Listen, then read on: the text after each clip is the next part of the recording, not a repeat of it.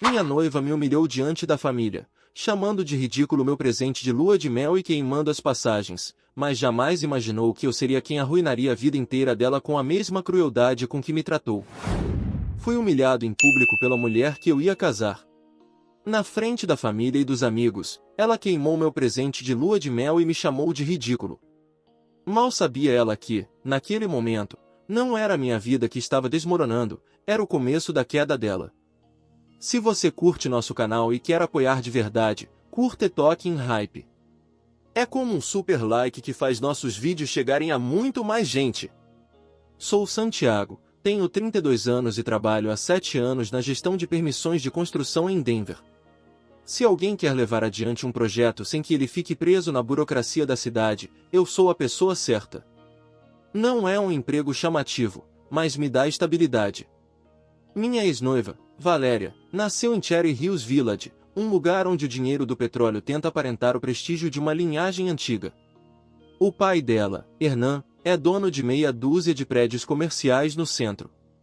A mãe, Glória, ostenta toda semana um SUV diferente que combine com suas bolsas de luxo. A irmã, Juliana, acabou de se casar com um cara do setor de tecnologia que acredita que dar conselhos sobre criptomoedas já é suficiente para ter personalidade. Desde o primeiro dia, todos me trataram como se eu fosse pouco mais do que um funcionário contratado. Hernan soltava comentários passivo-agressivos sobre a mentalidade dos servidores públicos. Glória me perguntava sobre meu trabalho com um tom de pena, como se eu tivesse confessado ter uma doença incurável. E Juliana me apresentava aos amigos como o amigo da Valéria, evitando esclarecer que eu era o noivo porque, segundo ela, isso prejudicaria seu status social. O irônico é que esse menosprezo acabou sendo útil. Enquanto eles riam do burocrata, eu era o cara que resolvia os trâmites mais complicados, as permissões dos imóveis de Hernan, a papelada dos negócios de Juliana, as licenças de design freelance da própria Valéria. No fim, eu conhecia mais sobre as finanças deles do que os próprios contadores. Valéria, no entanto, parecia diferente no começo. Dizia que gostava de eu ser estável, real, alguém que não vivia de um fundo fiduciário como seus antigos namorados. Reclamava da superficialidade da família e garantia que comigo se sentia valorizada pelo que era, não pelo que tinha. Claro, eu devia ter desconfiado dessas palavras. Com o tempo, os sinais começaram a aparecer. Ela se incomodava quando ouvia as amigas comentando sobre viagens à Europa. E toda vez que mencionavam André, o ex-namorado de família conhecida, eu percebia o brilho nos olhos dela. Ele era investidor, dirigia carros alemães, usava relógios caros. Ela insistia que eram apenas amigos, mas a maneira como ria das piadas dele sobre o mercado financeiro ou procurava para pedir conselhos deixava claro que havia algo além. E mesmo assim, eu a pedi em casamento. Que idiota, não? Marcamos uma data e organizamos a festa de noivado. Eu já tinha pago metade do casamento e decidi preparar uma surpresa. Valéria sempre foi fanática pela cultura coreana, dramas, rotinas de skincare, churrasco coreano, tudo. Sonhava em viajar para Seul antes mesmo de me conhecer. Tinha até murais no Pinterest com fotos e planos. Então eu montei um itinerário perfeito de 10 dias, incluindo cada lugar que ela já havia mencionado. Reservei um hotel com vista para a cidade em Myeongdong. Consegui ingressos para um tour pela zona desmilitarizada. Incluí passeios pelos mercados noturnos de Wangjin e até uma reserva para jantar no restaurante da Torre Lotte-World, para apreciar o horizonte iluminado. O custo total, $8.400. Tive que zerar minhas economias e usar crédito. Preparei uma pasta com tudo, confirmações, fotos, planos alternativos. Eu estava convencido de que isso provaria que eu podia oferecer mais do que qualquer um dos amigos milionários dela. Meu plano era revelar a surpresa durante a nossa festa de noivado, na frente de todos. Acreditei que aquele seria o momento em que os rostos arrogantes deles se desfariam ao ver do que eu era capaz. Não poderia estar mais enganado. A celebração foi em um salão de tijolos à mostra, daqueles que cobram uma fortuna só por causa do estilo industrial. Havia cerca de 30 pessoas, entre elas André, que supostamente tinha vindo de Aspen para fazer contatos. Durante uma hora inteira, Eu o vi monopolizar a atenção falando sobre criptomoedas, enquanto Valéria ouvia encantada, como se ele estivesse revelando segredos para ganhar na loteria. Minha mandíbula travava, mas eu aguentei firme. Decidi esperar o momento certo. Depois dos brindes, todos estavam reunidos com suas taças. Era a ocasião perfeita. Peguei a pasta e pigarrei. Quero compartilhar algo especial sobre nossa lua de mel. O burburinho cessou. Valéria me olhou com curiosidade, mas sem emoção, e aquilo já deveria ter sido meu primeiro alerta. Expliquei cada detalhe da viagem como se estivesse apresentando um projeto. Enquanto falava, esperava ver em seu rosto alegria, surpresa, gratidão. Mas o que vi foi uma careta de repulsa. Ela pegou a pasta e folheou cada página como se estivesse analisando provas de um crime, ficando cada vez mais vermelha. O ambiente ficou silencioso. Todos observavam, em tempo real, o meu naufrágio. Então, diante de todos, ela me lançou. Você fala sério? De verdade acha que é isso que eu quero? Um plano de perdedor com comida de rua e mercadinhos, como se fossemos universitários em férias baratas. O silêncio pesou mais do que um grito. Seu, o que eu sou, afinal? Uma nerd que se emociona comendo coisas estranhas na rua? Glória soltou uma gargalhada e acrescentou. Até o seu namorado do colégio tinha mais bom gosto do que isso. André escondia o sorriso atrás da taça, e Juliana balançava a cabeça como se tudo fosse previsível. Mas Valéria foi ainda mais longe. Com um sorriso cínico, pegou as confirmações e caminhou até a lareira decorativa. Querem saber o que é romance de verdade? Disse, olhando para todos antes de cravar os olhos em André. Conta para eles sobre a Costa Amalfitana.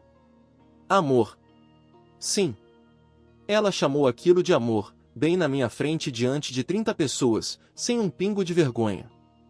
Ele endireitou as costas, e com um tom triunfante, descreveu o resort de Positano.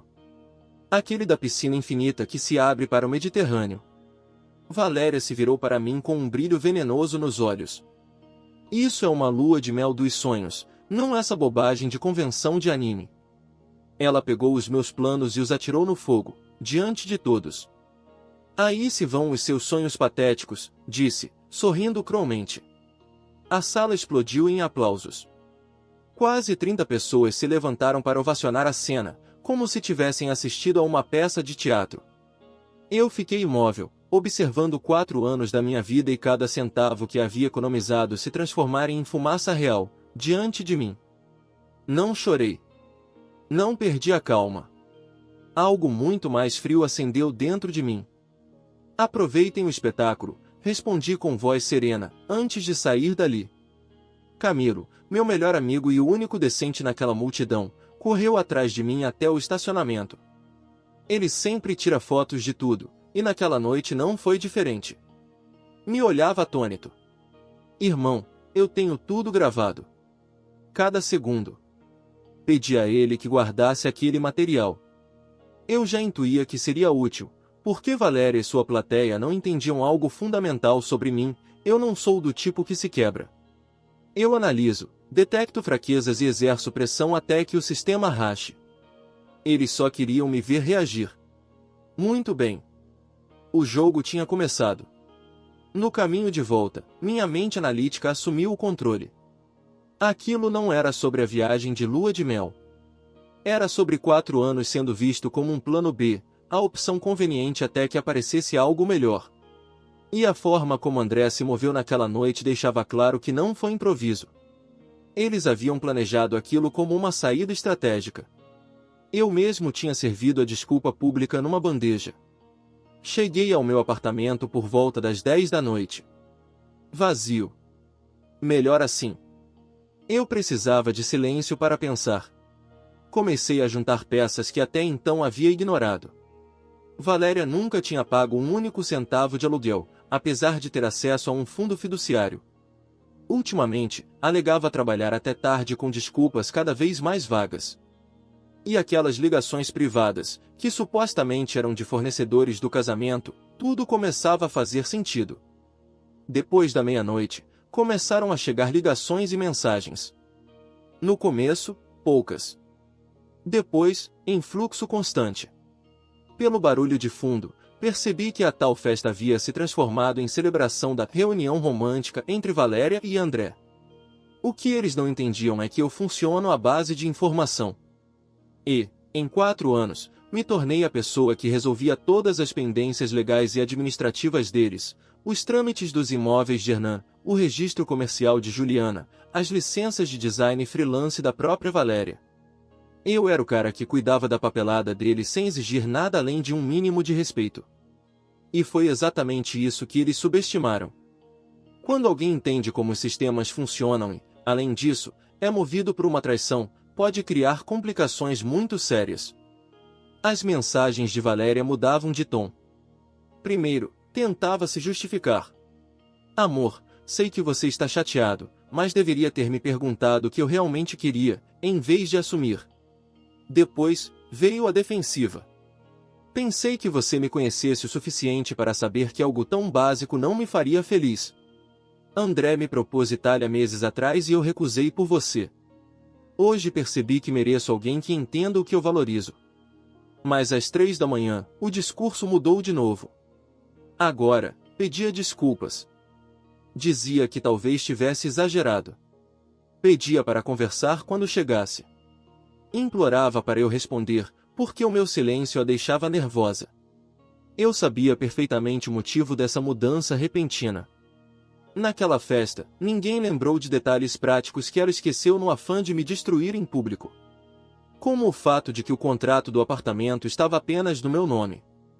Como o fato de que o negócio dela estava registrado com o meu endereço, e eu administrava toda a papelada. Como o fato de que metade dos fornecedores do casamento havia assinado comigo, porque eu lia cada cláusula enquanto ela se entediava com a burocracia. Assim, enquanto Valéria deixava mensagens cada vez mais desesperadas, eu passei o domingo mais produtivo da minha vida revisando nossas obrigações compartilhadas e investigando as atividades recentes de André. Eu já tinha decidido, não deixaria aquilo impune. As pessoas costumam confiar demais no cara dos alvarás. Pedem para revisar contratos, aconselhar sobre questões de conformidade, explicar requisitos normativos, e quando você também entende como as engrenagens se movem, começa a notar padrões.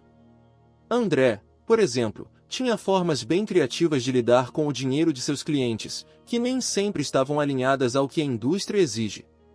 Juliana, junto com o recém-marido, usava esquemas de classificação de contratados que o departamento de trabalho acharia extremamente educativos. E quanto a Hernan, suas propriedades comerciais se sustentavam cortando gastos em cumprimento de códigos para inflar lucros. Eu sabia disso em primeira mão, porque havia tramitado permissões de reformas que nunca coincidiam com o que realmente era construído. Na noite de domingo, tomei uma decisão que percorreu meu corpo como água gelada. Eu não ia lutar por alguém que me via como um entretenimento descartável. Mas também não facilitaria a vida daqueles que achavam que me humilhar era um passatempo divertido.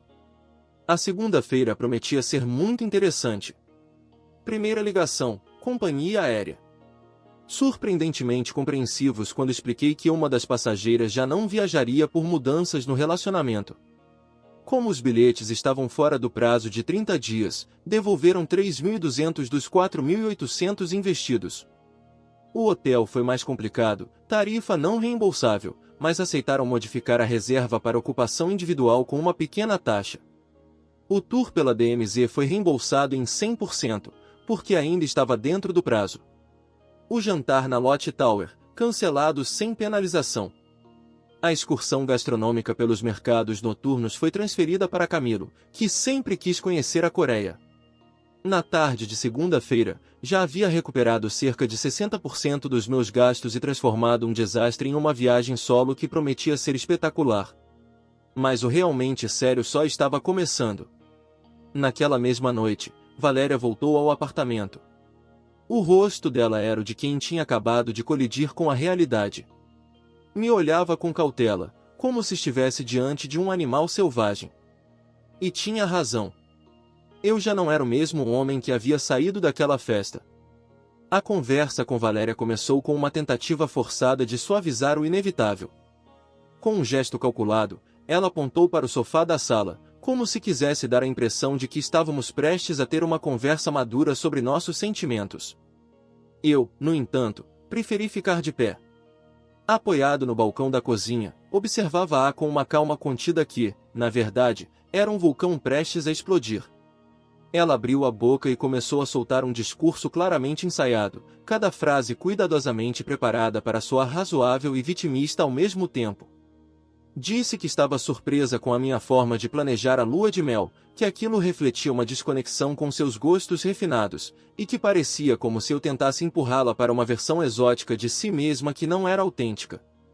Segundo Valéria, eu havia ultrapassado limites, mas precisava entender o quanto tudo aquilo soava estranho visto de fora: comer na rua, visitar pontos turísticos, atividades que, para ela, não tinham classe. Enquanto falava, eu só a observava. Suas mãos se moviam demais. Seu tom subia e descia como se estivesse atuando diante de uma plateia invisível. Durante 10 longos minutos, ela se estendeu em críticas e frases envenenadas disfarçadas de preocupação.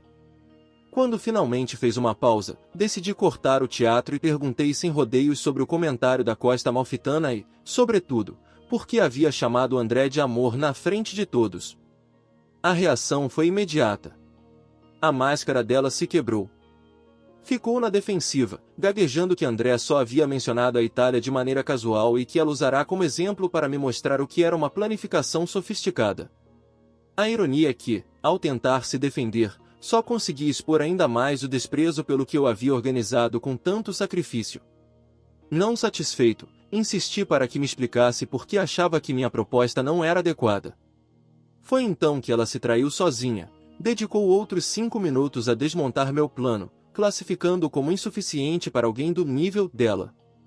Dizia que Seul era um destino complicado para ostentar nas redes sociais, que minhas atividades eram típicas de turistas amadores, e que a cultura coreana, embora moderna e na moda, não tinha o peso atemporal necessário para uma celebração dessa magnitude.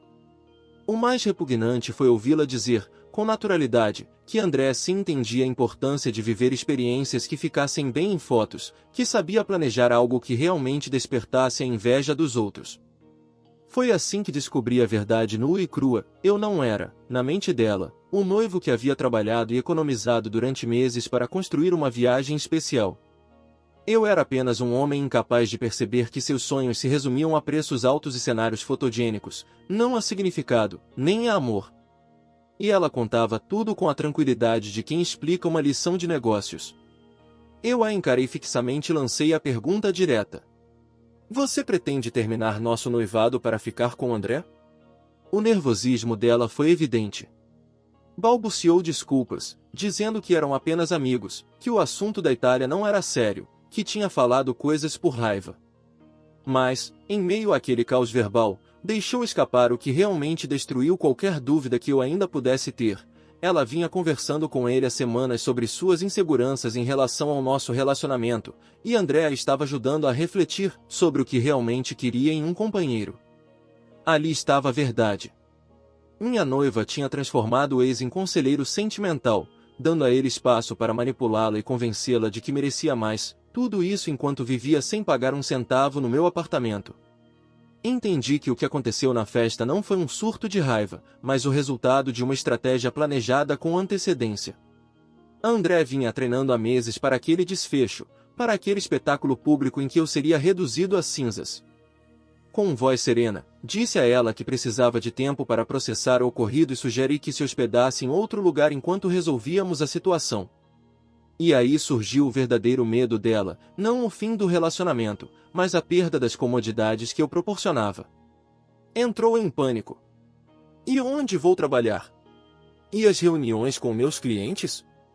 O que vai acontecer com a correspondência do meu negócio que chega aqui? Respondi com precisão cirúrgica.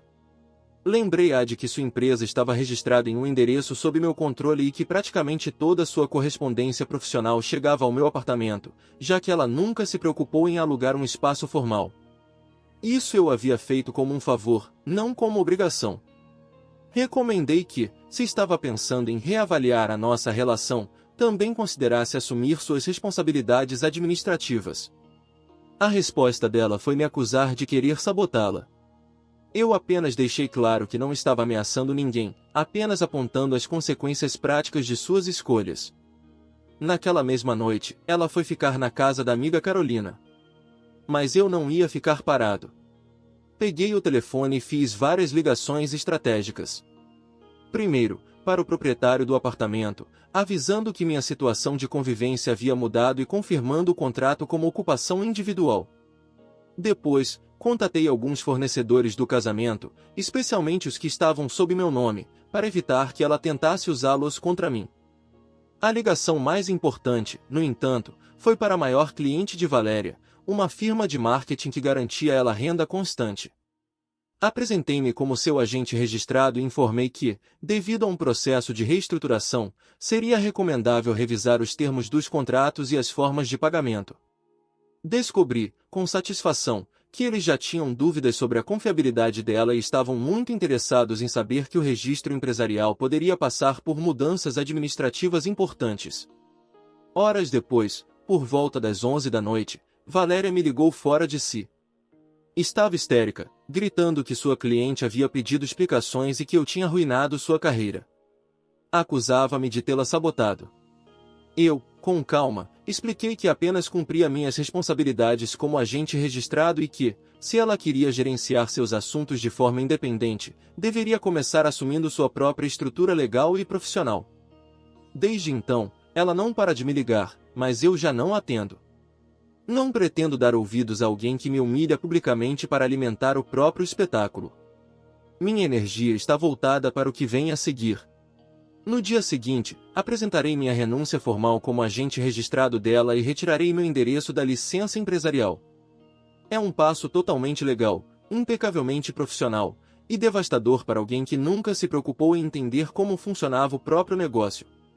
Na terça-feira, Camilo apareceu na minha casa com um par de cervejas e uma pasta que parecia saída de uma investigação policial. Abriu sobre a mesa da cozinha como um detetive e disse: "Irmão, você precisa ver isso." Dentro havia fotos perfeitamente organizadas com marcações de horário que mostravam toda a cena da minha humilhação. Lá estavam as imagens de Valéria queimando meus planos de lua de mel. A multidão aplaudindo como se fosse um espetáculo. André, com seu sorriso arrogante. E Glória, apontando para mim com deboche. Camilo havia documentado o atentado social de vários ângulos e ainda fez uma lista detalhada de cada testemunha presente. Contou-me que Juliana passará semanas comentando entre conhecidos que eu iria me envergonhar com minha proposta, que seria a oportunidade perfeita para me expor.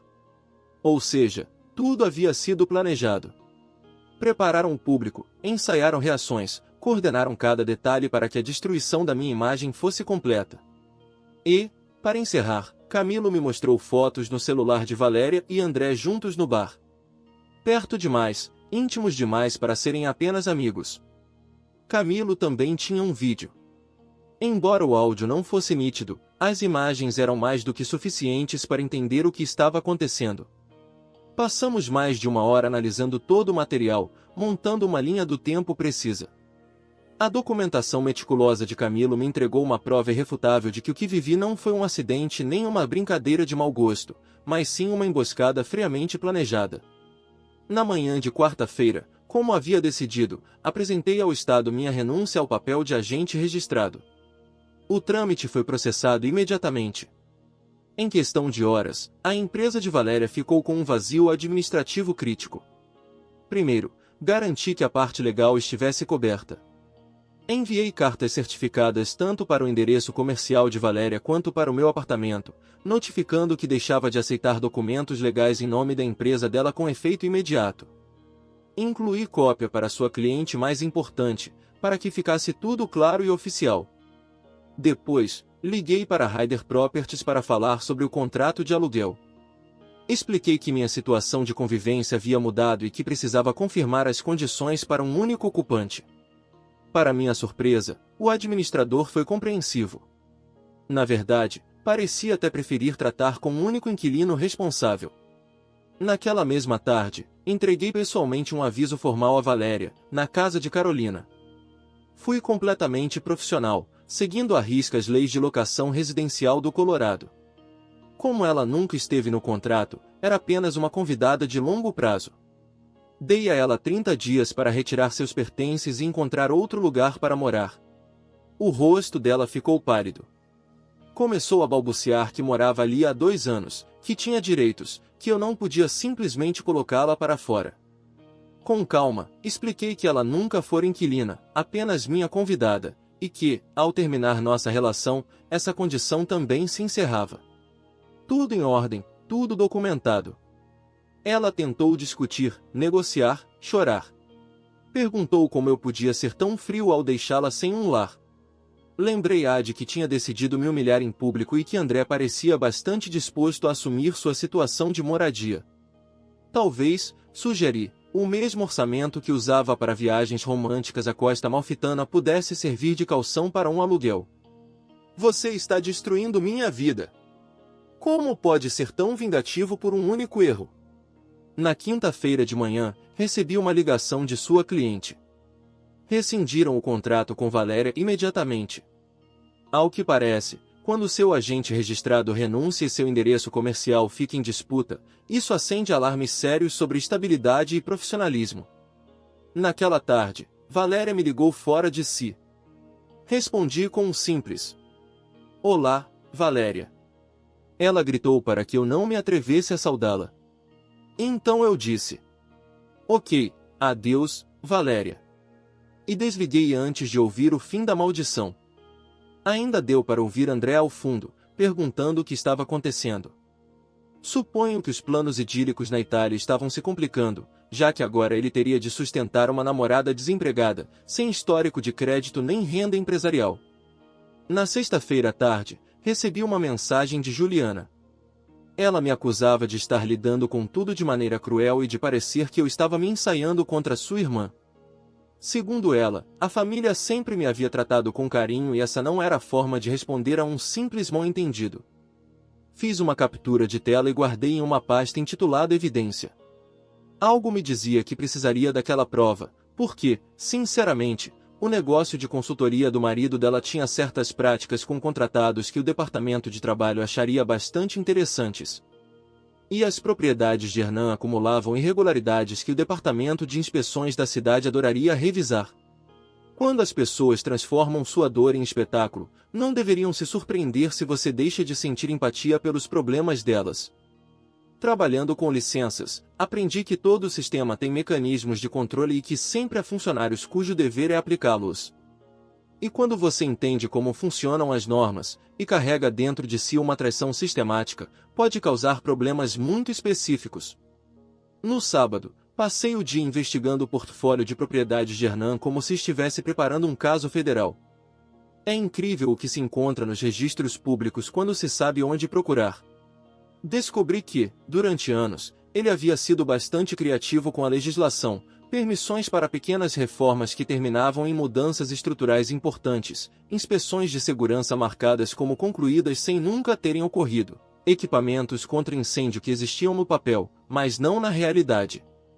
Fiz um levantamento documental profissional em várias de suas propriedades, filmando a partir de áreas públicas, saídas de emergência bloqueadas, ausência de detectores de monóxido em apartamentos com gás, quadros elétricos completamente diferentes dos aprovados nos projetos. Na manhã de domingo, apresentei 3 denúncias distintas ao 311 da cidade. 3 propriedades, 3 tipos de violações, todas acompanhadas de evidência fotográfica com data e hora, além da referência exata dos códigos infringidos. Eu sabia perfeitamente quais inspetores cuidavam de cada distrito e adaptei cada denúncia às seções municipais correspondentes. A maravilha das denúncias de código é que, uma vez apresentadas, a cidade é obrigada a investigá-las. Não é pessoal, é o procedimento normal. E quando os inspetores se deparam com falhas que coincidem palavra por palavra com uma denúncia detalhada, não tem outra opção senão emitir citações e exigir correções. Na segunda-feira de manhã, recebi uma ligação de Estevão, meu contato nas inspeções prediais.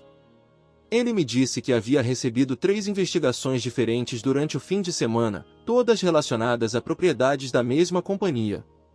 Curioso, Santiago, disse ele.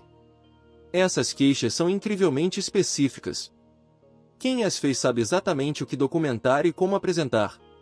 Eu apenas respondi que era interessante e que esperava que o proprietário resolvesse as violações em breve. A segurança pública sempre é a prioridade. Naquela mesma tarde, Hernan recebeu notificações para inspeções de segurança integrais em 6 de suas propriedades, não apenas nas 3 que eu havia reportado. Quando a cidade começa a revisar um portfólio, raramente se limita. Na terça de manhã, Valéria me ligou de um número desconhecido, quase sem conseguir articular palavras, exigindo saber o que eu estava fazendo com a família dela. Acontece que Hernan enfrentava possíveis multas enormes e reparos custosos. Segundo ela, todos estavam convencidos de que eu estava por trás de uma campanha de perseguição. Respondi que não fazia ideia do que ela estava falando, que se as propriedades estavam em apuros era porque ele nunca as manteve conforme a lei, privilegiando lucros acima da segurança. Ela me acusou de estar travando uma guerra contra toda a família e disse que aquilo provava que eu era perigoso e desequilibrado. Apenas recordei que as denúncias de descumprimento são registros públicos e feitas por cidadãos preocupados com o que observam. Se os prédios estivessem em ordem, nada teria saído errado nas inspeções. Ela desligou. Mas antes ouvi quando disse a alguém que eu estava completamente louco e que precisavam fazer algo contra mim. Na tarde de terça-feira, recebi a ligação de André, bem no meio de uma jornada em que eu acabará de revisar pilhas de processos de licenciamento. Do outro lado da linha, a voz soava cordial, mas carregada daquela tensão artificial de quem tenta vender algo disfarçado de diálogo amistoso. André dizia ligar para esclarecer certos mal-entendidos recentes. Eu o deixei falar, esperando que revelasse suas intenções. Queria conversar comigo sobre algumas infrações técnicas de código municipal. Segundo ele, não passavam de barreiras burocráticas sem importância e Hernan estava disposto a resolvê-las rapidamente, contanto que outros assuntos aparentemente alheios também pudessem ser tratados de forma amistosa.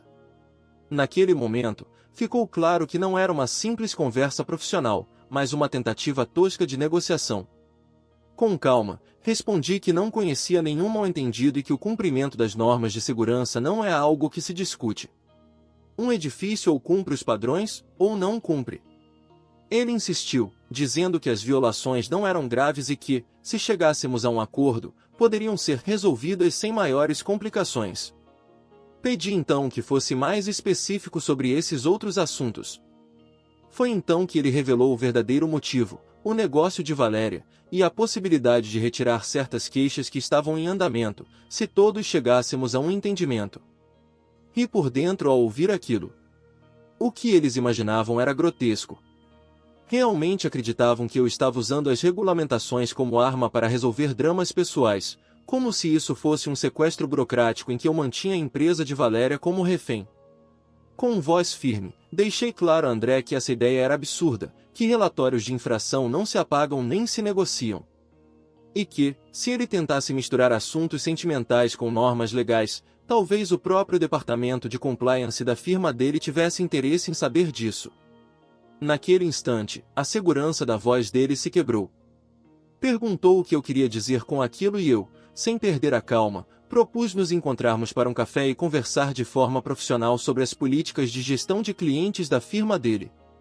Sorri, mesmo que ele não pudesse ver. Ele aceitou, mas com um tom muito mais inseguro do que no início da chamada.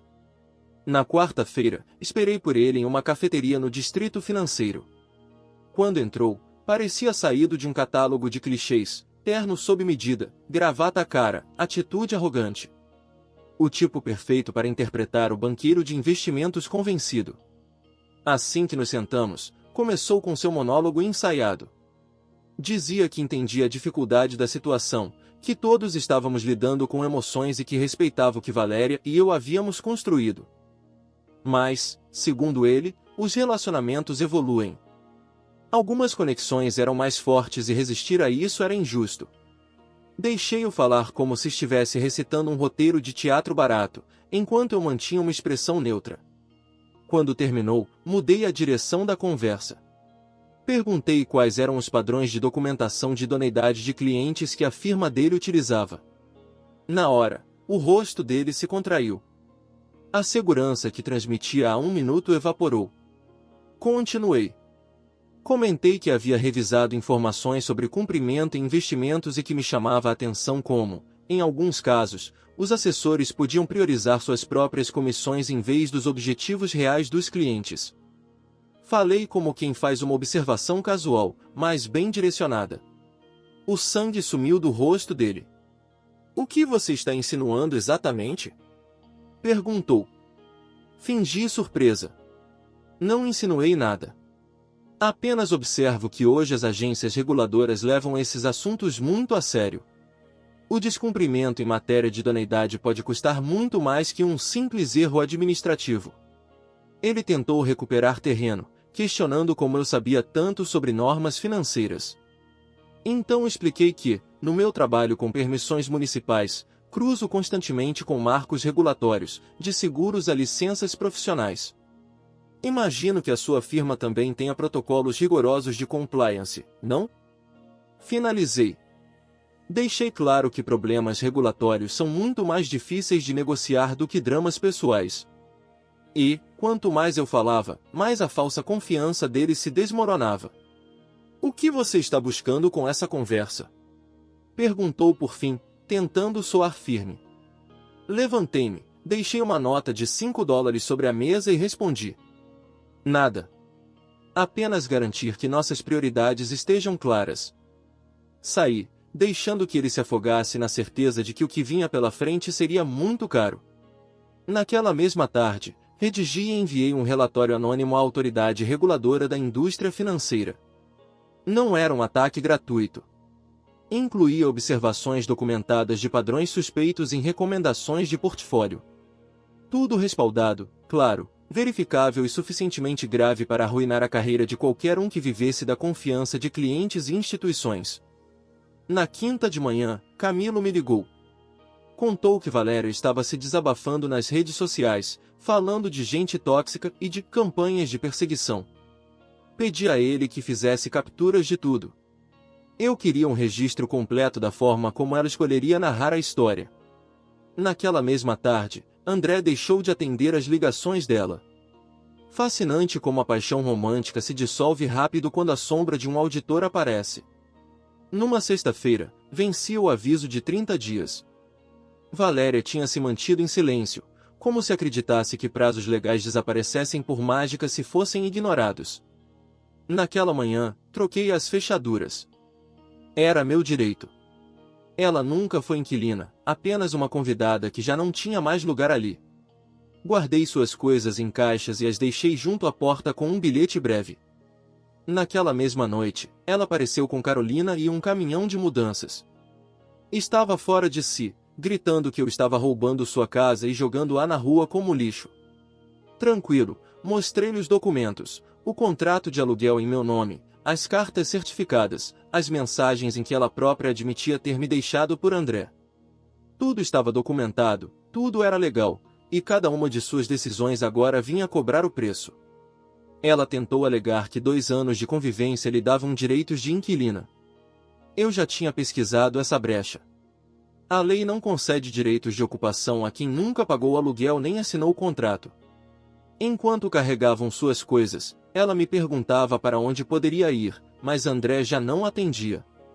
Seus pais estavam sufocados com as reparações caríssimas das propriedades, e Juliana estava ocupada demais para ajudá-la. Sugeri que experimentasse a independência adulta, que parecia estar na moda. O fim de semana foi um espetáculo tragicômico.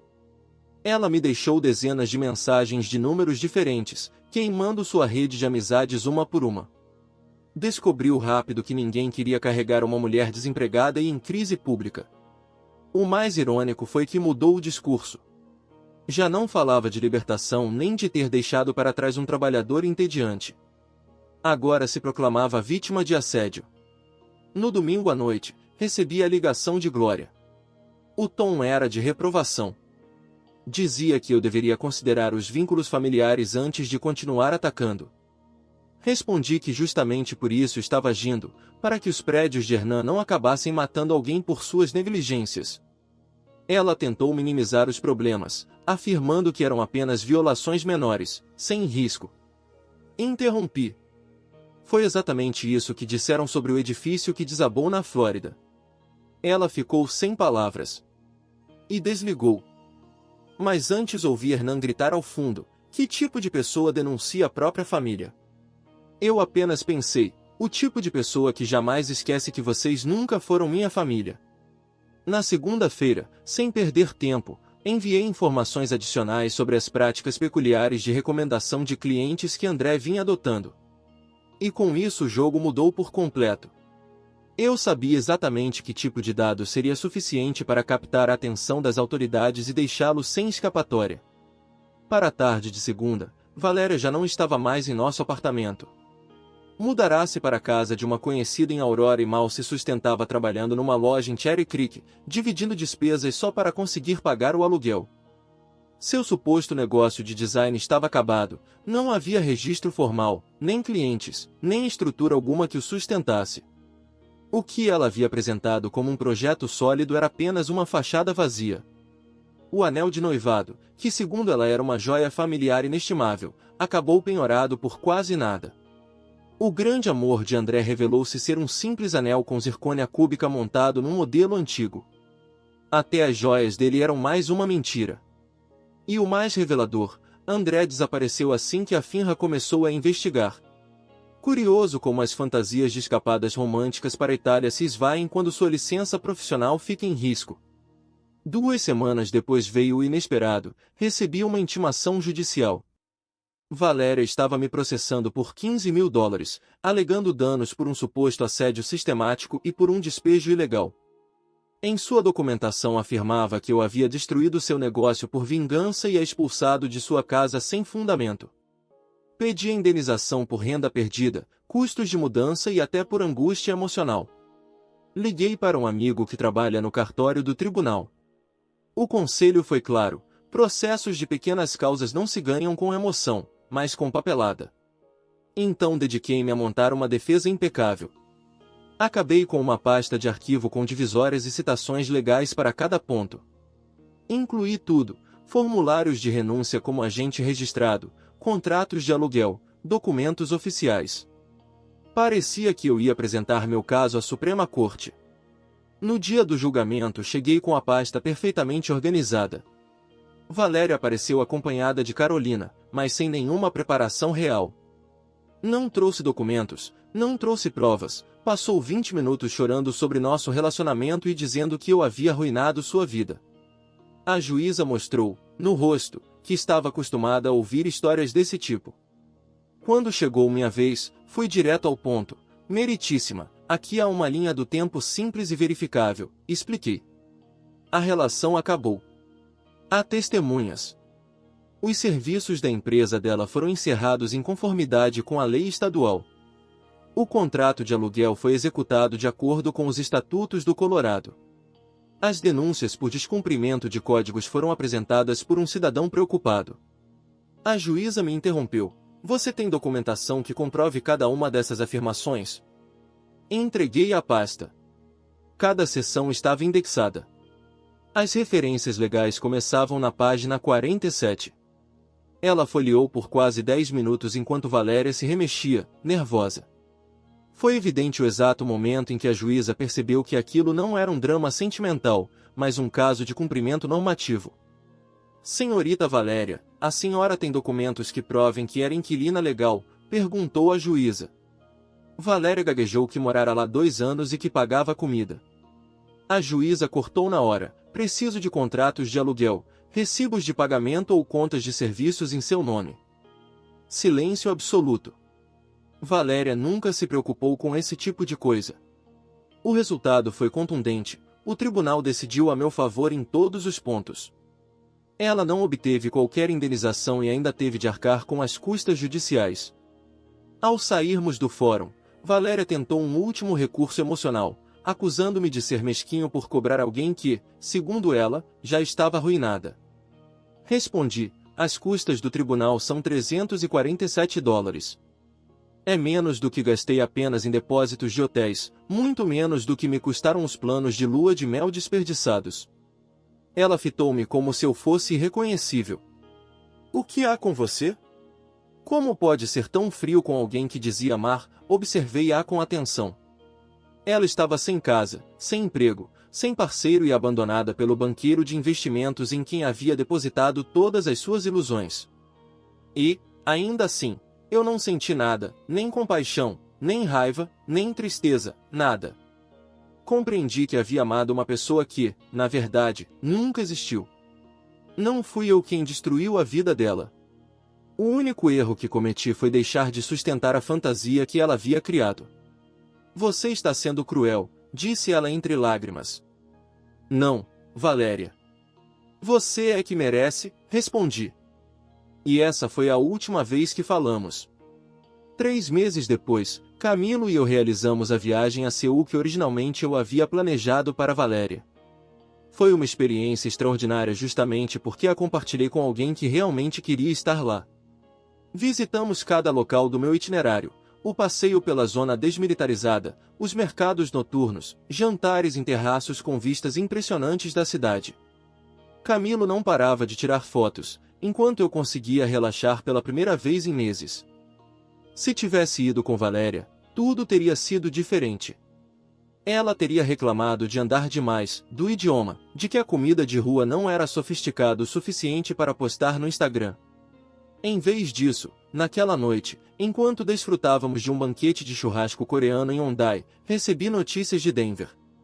André havia sido pulverizado pela FINRA, censura formal, multas enormes, demissão imediata da firma e sua licença de investimentos em revisão. A fantasia da Costa Amalfitana estava cancelada para sempre. Enquanto isso, Hernan perdia mais de 200 mil em reparos e sanções, com vários de seus prédios interditados. O pequeno império de Hernan desmoronou assim que as autoridades o obrigaram a cumprir de fato as normas de construção. Aqueles edifícios negligenciados, que antes lhe rendiam lucros fáceis, viraram um problema constante, porque mantê-los atualizados com as inspeções custava mais caro do que recebia de aluguel. Ao mesmo tempo, o marido de Juliana foi encurralado por uma investigação do Departamento de Trabalho. Suas manobras para mascarar contratados sob categorias falsas haviam vindo à tona. Valéria também não estava melhor. Acabou presa em um trabalho de turno integral numa loja em Cherry Creek, dividindo um pequeno apartamento com estranhos em Aurora.